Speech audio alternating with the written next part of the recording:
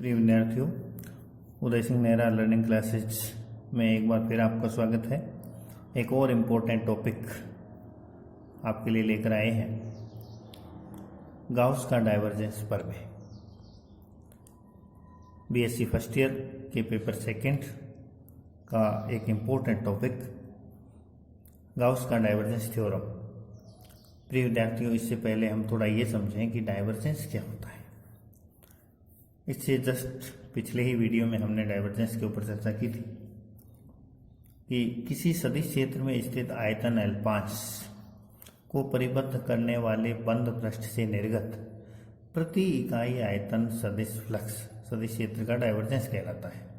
अर्थात डाइवर्जेंस को ज्ञात करने के लिए हमें क्या करना होता है, सदिश क्षेत्र में स्थित L5 से निर्गत टोटल फ्लक्स ज्ञात करना होता है और उसमें उस L5 के आयतन का भाग देना होता है। हमारा गॉस डाइवर्जेंस प्रमेय मुख्य रूप से किसी सदिश क्षेत्र के पृष्ठ समाकल को आयतन समाकल में परिवर्तित करने के उपयोग में आता है। अभी हम देखेंगे किस प्रकार से। मान लें कि किसी सदिश क्षेत्र A में एक आयतन V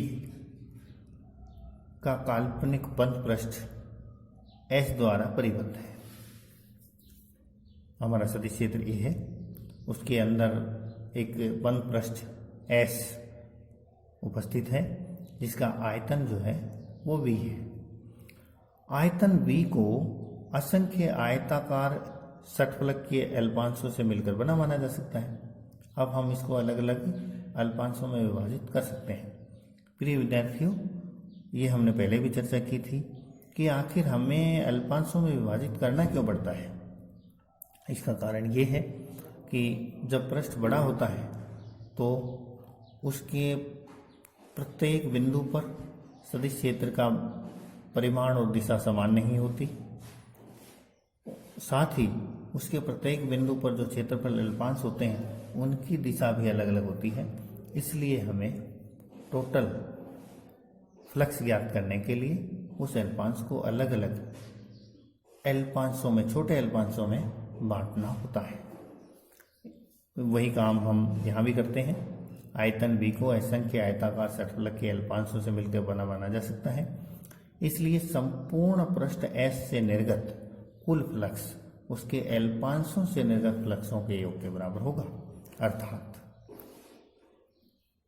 surface integral A dot dA बराबर क्या होगा, समेशन, ये हम समेशन I ले लें, A डॉट DI। अब समझे बात को, संपूर्ण पृष्ठ S से निर्गत फ्लक्स किसके बराबर होगा, सभी अल्पांशों से निर्गत फ्लक्सों के योग के बराबर होगा। ये कोई एक आईवा अल्पांश है और उससे संबद्ध फ्लक्स है। इन सब का हम टोटल कर दें, I के लिए समेशन इसका कर दें तो हमें टोटल फ्लक्स मिलेगा। लेकिन किसी आयतन अल्पांश के पृष्ठ से निर्गत फ्लक्स का मान ये होता है, ये हमने देखा था पिछले ही वीडियो में कि AI डॉट DAI बराबर क्या होता है, डेल डॉट AI DVI। ये कहाँ से आया, ये डाइवर्जेंस की डेफिनेशन से आया है। डाइवर्जेंस A बराबर क्या होगा, फ्लक्स बटे आयतन। तो ये divergence del dot A divergence ही तो है, I में अल्पांश का ये डाइवर्जेंस है। और डाइवर्जेंस की डेफिनेशन क्या है, उससे संबद्ध फ्लक्स और बटे उसका आयतन। तो हमने इस आयतन को इधर गुणा कर लिया है। तो ये डाइवर्जेंस की डेफिनेशन से आया है कि टोटल फ्लक्स उससे संबंध है वो क्या होगा, del dot A dV। Equation number 2, जहाँ I में अल्पांश का आयतन dVI है। समीकरण 2 को समीकरण 1 में यदि रख दें, यानी इसका मान रख दें हम AI DAI का, AI डॉट DI यानी फ्लक्स का मान रख दें, तो अपने पास आ जाएगा संपूर्ण पृष्ठ से निर्गत फ्लक्स बराबर हो जाएगा समेशन डेल डॉट AI और DVI। ये फिर I के लिए समेशन है तो ये अपने पास हो जाएगा डेल डॉट AI DV। यदि अल्पांश अत्यल्प आयतन का है, यदि अल्पांश बहुत छोटा है अर्थात dvi टेंस टू 0, तो यहाँ योग को हम समाकलन में बदल सकते हैं। समाकलन की डेफिनेशन से हम जानते हैं समाकलन में होता क्या है, बहुत छोटे छोटे जो पार्ट होते हैं उनका योग ही तो समाकलन है, जब वो पार्ट टेंस टू 0 है, बेहद छोटा है।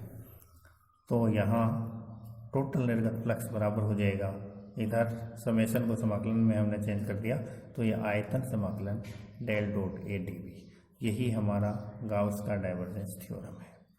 यहाँ से हम क्लियर देख सकते हैं कि किसी सदिश क्षेत्र का पृष्ठ समाकल उसके डाइवर्जेंस के आयतन समाकलन के बराबर होता है। किसी सदिश क्षेत्र का पृष्ठ समाकल उसके डाइवर्जेंस के आयतन समाकलन के बराबर होता है, यही गाउस का डाइवर्जेंस थ्योरम है। ये देखिए कथन, किसी बंद पृष्ठ पर लिया गया किसी सदिश क्षेत्र का पृष्ठ समाकल उसके डाइवर्जेंस के आयतन समाकलन के बराबर होता है, इसे गाउस का डाइवर्जेंस प्रमेय कहते हैं।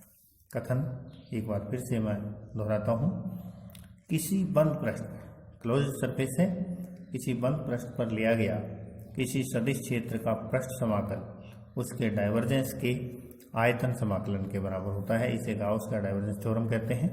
और जैसा कि हमने पहले ही चर्चा की थी, इस प्रमेय की सहायता से पृष्ठ समाकलन को आयतन समाकलन में और आयतन समाकलन को पृष्ठ समाकलन में बदला जा सकता है। तो एक बहुत ही इम्पोर्टेंट टॉपिक डाइवर्जेंस यहाँ समाप्त हुआ। इससे संबंधित इम्पोर्टेंट क्वेश्चंस भी, न्यूमेरिकल्स भी हम लेके आएंगे, वो भी आप देखेंगे। आप लगातार देखते रहिए ये वीडियो सीरीज। यदि किसी प्रकार की कोई बात आपकी समझ में नहीं आई तो कमेंट बॉक्स में ज़रूर लिखें, मैं आपके सभी प्रश्नों के जवाब देने की कोशिश करूँगा। चैनल को सब्सक्राइब करिए, लाइक करिए और शेयर कीजिए अपने फ्रेंड्स के साथ। धन्यवाद। Thank you dear students.